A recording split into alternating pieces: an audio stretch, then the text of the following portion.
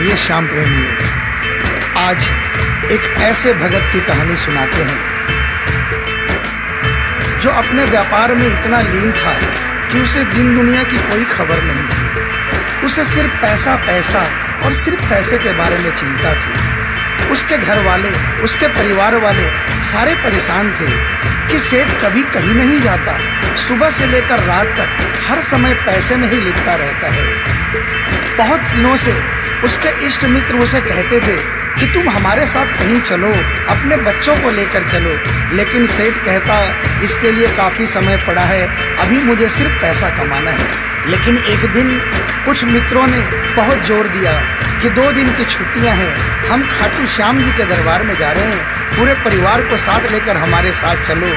और सेठ उनको ये बात मना नहीं कर पाया और बिना मन के वो उन परिवार वालों और इष्ट मित्रों के साथ खाटू के लिए रवाना हो गया। रास्ते भर वो अपने व्यापार की बातें करता रहा। उसे खाटू जाने की जरा भी इच्छा नहीं थी। लेकिन जब खाटू पहुंचा और बाबा श्याम के मंदिर में पहुंचा और जब बाबा से नजरें मिली, उसके होश उड़ गए।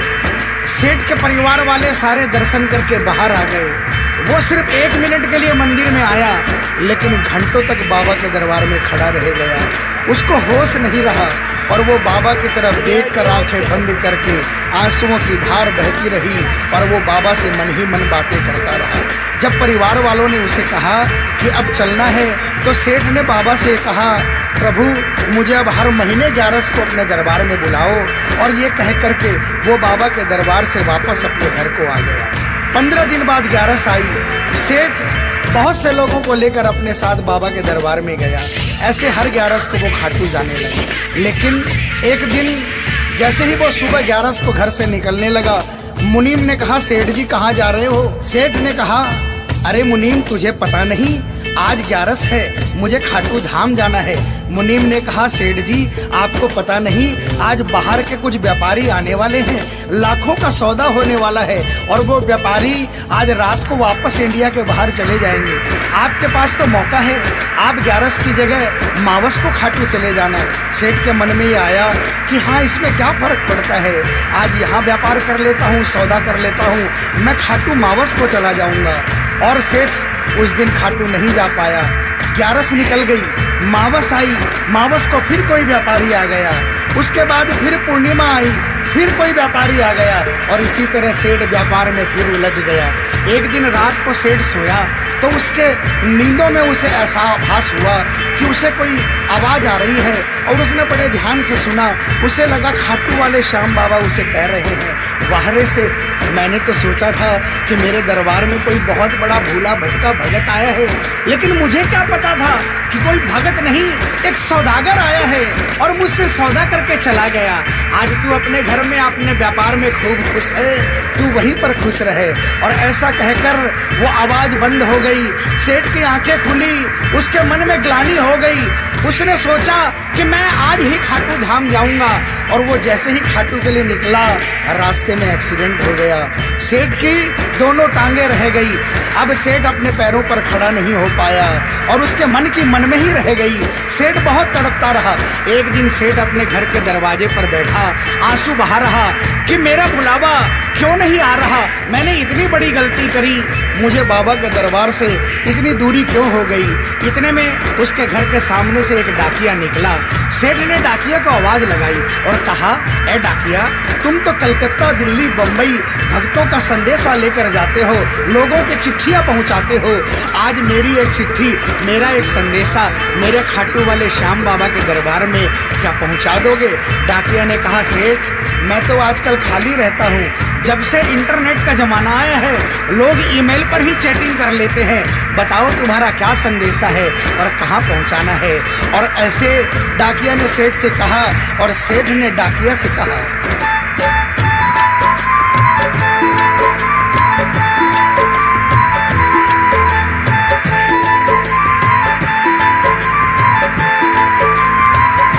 डाकिया जा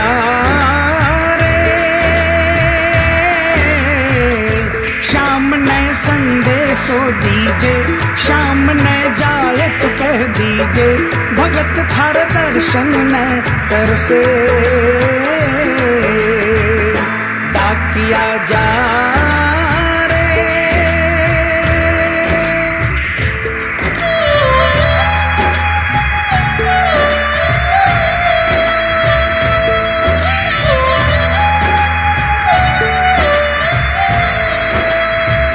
डाकिया ने कहा, सेठ आपका संदेशा तो मैं पहुंचा दूंगा, लेकिन मुझे ये तो बताओ कि आपका संदेशा पहुंचाना क्या है, जहां मुझे संदेशा पहुंचाना है वहां का ठिकाना क्या है। और डाकिया ने कहा,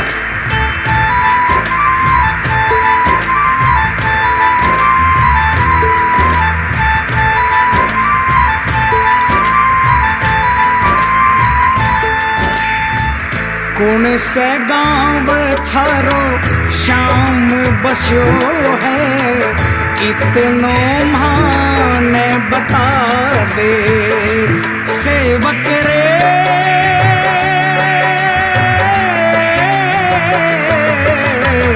घर तेरे पास है कोई निशानी, माने तू दिखला दे।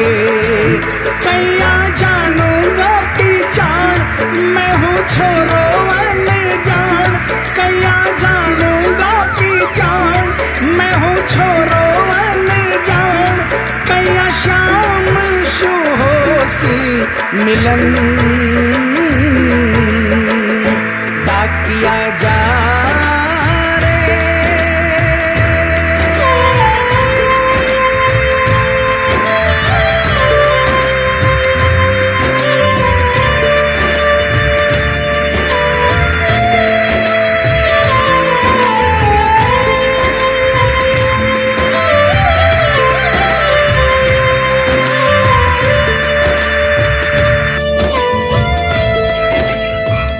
सेठ ने कहा, डाकिया मैं तुझे जिस जगह का ठिकाना बता रहा हूँ वहाँ ऐसा दरबार है जहाँ जो एक बार जाता है वो वहीं का हो जाता है।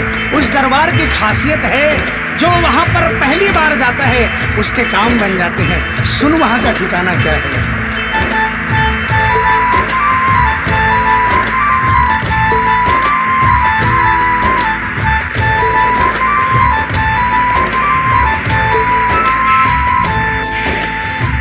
खाटू में है श्याम जी को मंदिर, शिखर ध्वजा लहरावे। डाकिया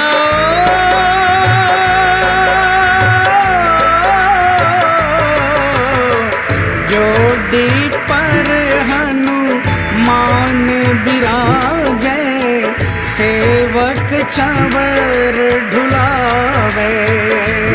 बाके नौबत बाजे बार, गूंजे हरदम जय जयकार। बाके नौबत बाजे बार, गूंजे हरदम जय जयकार। सज धज बैठो है श्याम सजन, डाकिया जा